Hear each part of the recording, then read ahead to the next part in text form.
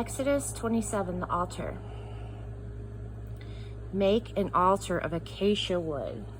Make it 7.5 feet square and 4.5 feet high. Make horns at each of the 4 corners. The horns are to be one piece of the altar and covered with a veneer of bronze. Make buckets for removing the ashes along with shovels, basins, forks, and fire pans. Make all of these utensils from bronze. Make a grate of bronze mesh and attach bronze rings at each of the 4 corners. Put the grate under the ledge of the altar at the halfway point of the altar. Make acacia wood poles for the altar and then cover them with a veneer of bronze. Insert the poles through the rings on the 2 sides of the altar for carrying. Use boards to make the altar, keeping the interior hollow. The courtyard. Make a courtyard for the dwelling. The south side is to be 150 feet long. The hangings for the courtyard are to be woven from fine twisted linen with their 20 posts, 20 bronze bases, and fastening hooks and bands of silver. The north side is to be exactly the same.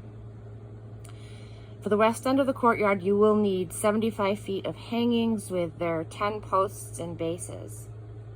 Across the 75 feet at the front or east end, you will need 22.5 feet of hangings with their 3 posts and bases on one side and the same for the other side. At the door of the courtyard, make a screen 30 feet long woven from blue, purple, and scarlet stuff with fine twisted linen embroidered by a craftsman and hung on its 4 posts and bases. All of the posts around the courtyard are to be banded with silver, with hooks of silver and bases of bronze.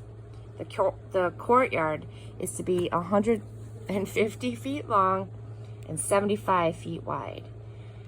The hangings of fine twisted linen set on their bronze bases are to be 7.5 feet high.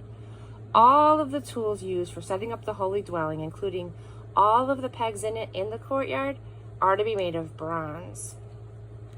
Now, order the Israelites to bring you pure, clear olive oil for light, so that the lamps can be kept burning.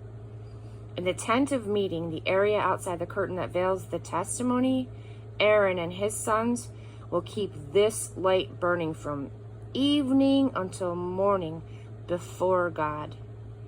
This is to be a permanent practice down through the generations for Israelites.